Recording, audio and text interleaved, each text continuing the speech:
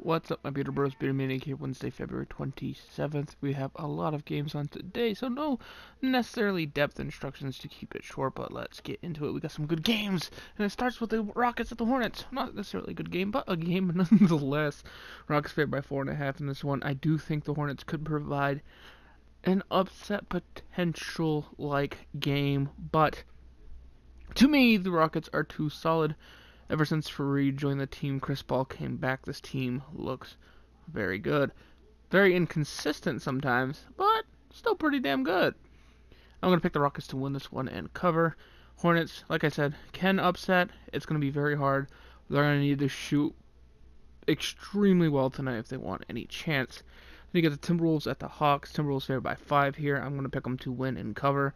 The difference maker here is Karl-Anthony Towns. I don't think the Hawks have a really good matchup for him, but the youth, and I should say ignorance of the Hawks, and I don't mean that in a bad way, I mean that in the good sense, and I mean knowing that they don't have the advantage, or not knowing that they don't have the advantage, or not so much not knowing, but being young and free-minded, I guess, about it. They definitely have a chance to upset, but I'm still going to pick the Timberwolves. I think the veteran experience there will give them the advantage.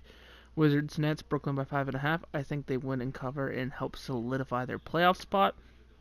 Should be a good game. Beal versus D'Angelo Russell. Warriors, Heat.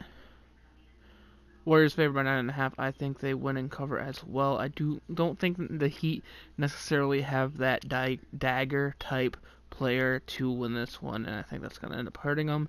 Even if they can keep it close for 3 quarters, I think the Warriors just pull away in the 4th. If not, win by double digits. I think they should cover as well. Bulls, Grizzlies. Grizzlies favored by 3 in this one, but I'm picking the Bulls in the upset. Why? Because I can, and the Bulls just, something about them says, we're going to win this one. And I don't actually know. You know what? I'm still picking the Bulls here. That reasoning's kind of bullshit, but I just like the Bulls.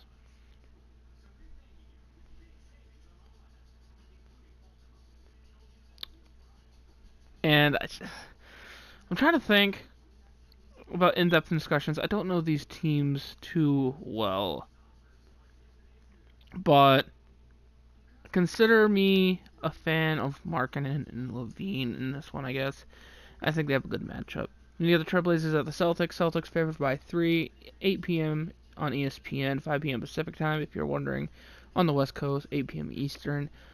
No Evan Turner. Still no Aaron Baines. I hope he comes back soon. We need him so bad. So bad. We can't shoot for shit.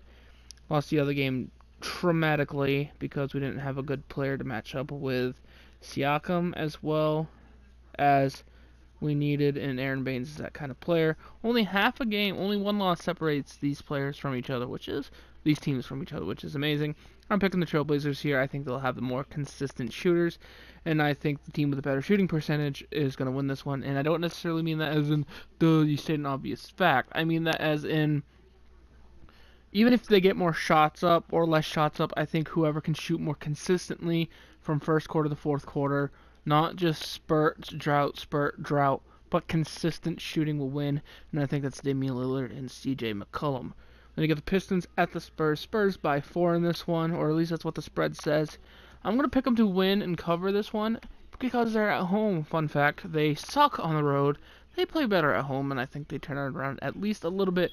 If they don't turn it around soon, they could find themselves slipping out of the playoffs. A win here for the Pistons would be huge, putting them up to 500 for the first time in a long time.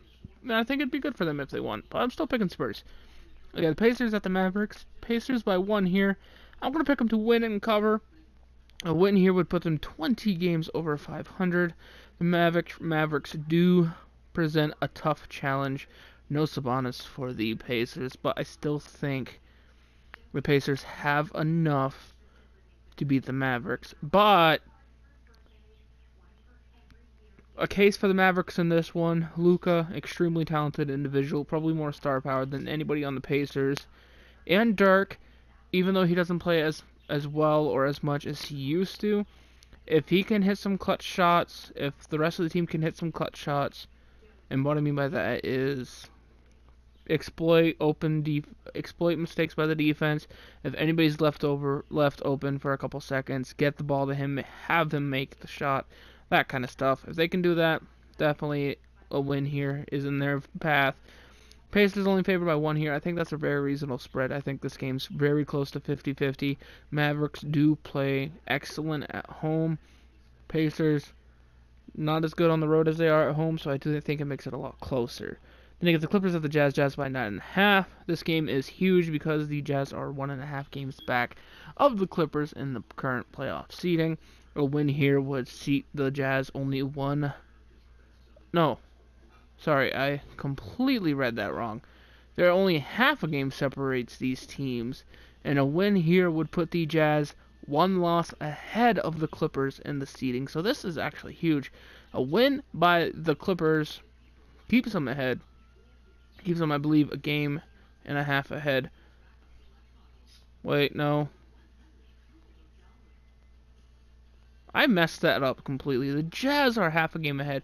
It's hard sometimes to read standings when it comes with teams like I had a long day at work. I do apologize. The Jazz are half a game ahead. What I meant to say, and I meant to say, if the Clippers win, they'd be ahead of the Jazz by a half a game. A Jazz win here would also be huge, mainly because it would put them a lot closer to Houston, who's currently the 5th seed. But we shall see.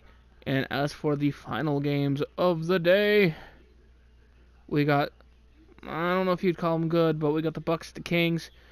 Bucks 6.5. I think they win and cover this one. Kings, very promising team.